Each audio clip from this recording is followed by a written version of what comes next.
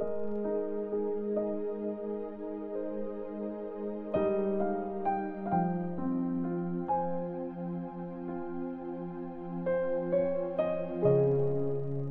Corinthians chapter 4. Spiritual na kayamanan sa lalagyang gawa sa putik. Kaya nga, since binigay sa amin ang trabahong ito dahil sa awa ng Diyos, hindi kami di-discourage. Inayawan na namin ang lahat ng mga ginagawa ng patago at nakakahiya. Hindi kami nanloloko at hindi namin iniiba ang salita ng Diyos. Sinasabi namin kung anong totoo sa harap ng Diyos. Kaya siguradong mapagkakatiwalaan nyo kami. Kung nakatago man ang magandang balitang pinipreach namin, nakatago lang ito para doon sa mga napapahamak. Hindi sila naniniwala kasi pinulag ng Diyos ng mundong ito ang mga utak nila para hindi nila makita ang liwanag ng magandang balita tungkol sa kaluwalhatian ni Christ. Siya ang eksaktong image ng Diyos.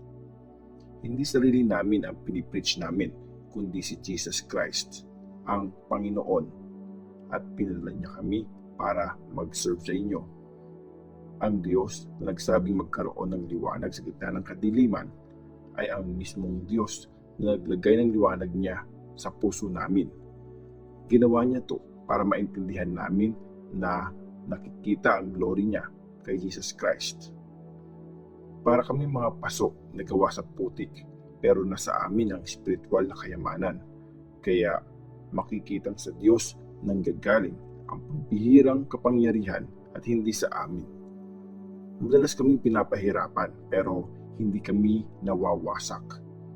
Minsan, naguguluhan kami pero hindi kami nawawalan ng pag-asa. Maraming kaaway pero hindi kami nawalan ng kaibigan. Bugbog sarado na kami, pero buhay pa rin. Laging nakikita sa mga katawan namin ang kamatayan ni Jesus para makita din sa katawan namin ang buhay niya.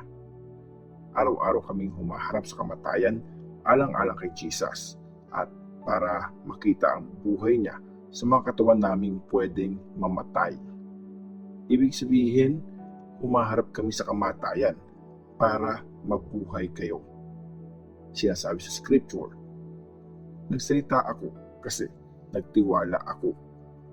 Ganito din ang paniniwala namin.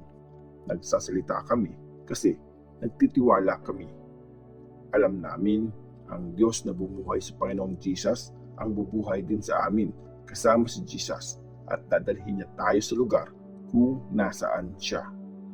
Alang-alang sa inyo ang lahat ng ito, para habang parami ng parami ang mga taong nakakalam kung gaano kabait ang Diyos, dadami din ang magpapasalamat sa Kanya at mas mapaparangalan pa siya. Namumuhay sa pagtitiwala. Never kaming nadi-discourage kasi kahit nabubulok ang pisikal na katawan namin, araw-araw namang binabago ang espiritu namin. Sandali lang ang mga maliliit na problemang ito, pero ito ang magbibigay sa amin ng pambihira at walang hanggang kaluwalhatian na mas matimbang pa sa lahat ng mga paghihirap. Kaya nakafocus kami hindi sa mga bagay na nakikita, kundi sa mga bagay na di nakikita. Kasi hindi naman tumatagal yung nakikita, pero yung di nakikita, yun ang tatagal ng walang hanggan.